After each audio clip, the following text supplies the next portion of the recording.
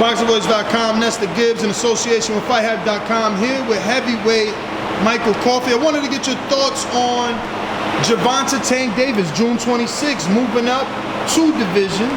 Last fought at 130, now going to 140 to face regular champion WBA Barrios, trained by Virgil Hunter as well. What's your thoughts on that fight? That's a money fight.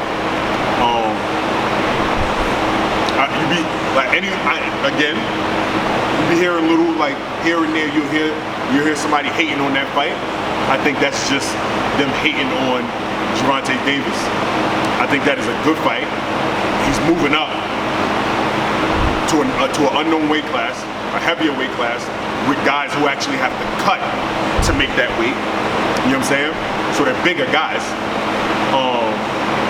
He's fighting a bigger, taller guy, an undefeated guy, a guy with a title. The list goes on. You know what I'm saying? Like there's only positives that I see that can come from him stepping up like that and beating Mario Barrios. I feel like, and anyone hating on that fight, I feel like that's just they're just hating on Davis. Now, obviously, Tank is facing Barrios, who's the regular champion. Josh Taylor is the super WBA champion. Once upon a time, Tank took to social media and said he would beat Josh Taylor. That was before he became Undisputed.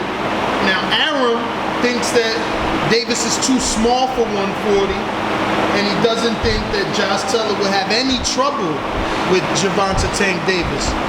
Tank obviously felt he could beat Taylor. What's your thoughts? Taylor versus Tank, if that can happen.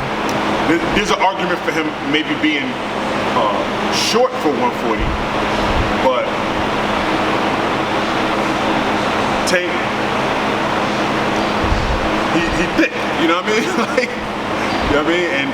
And obviously, you know, when it comes to weight, I know it's rumored that he's gotten up to like 150, 160, something like that, right?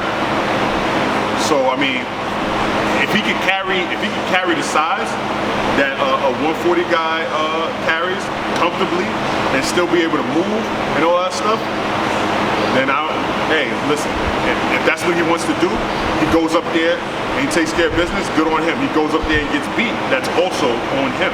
You know what I'm saying? And if he went up there and got beat by Taylor, it doesn't take anything away from Taylor. I think it's a plus for Taylor. But if he goes up there and he smokes Taylor, then what?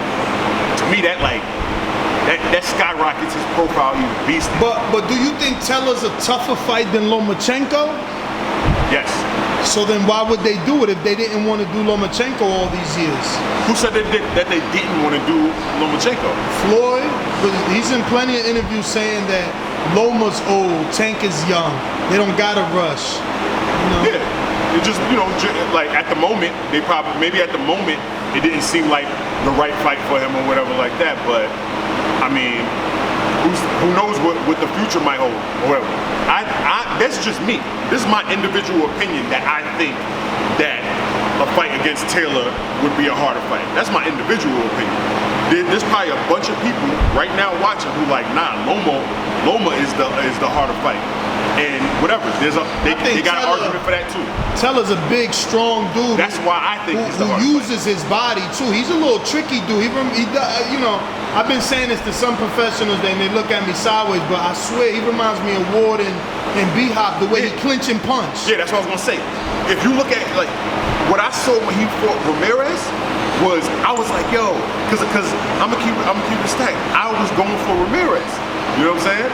I thought that Ramirez was going to back him down to the ropes and explode on him like he did against Hooker. But what Taylor kept doing when his back was on the ropes, he was smothering him. If Ramirez kept going low like this, he put his forearm on his neck, he moved him over to the side and bam, hit him with a shot. He was doing all of those roughhouse tactics that a lot of the old school fighters use. You know what I'm saying? And they worked out in his favor. So I can see them making that comparison, or you making that comparison to like Ward and stuff like that, because Ward definitely did that. You know what I mean?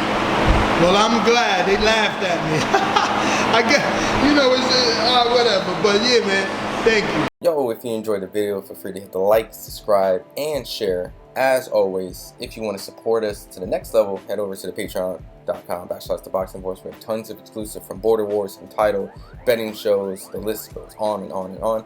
But in addition to that, if you guys have questions for fighters, trainers, and promoters, this is where you can submit them. We will run out, get these questions answered, and put it back on the show just for you guys. Appreciate it. Peace.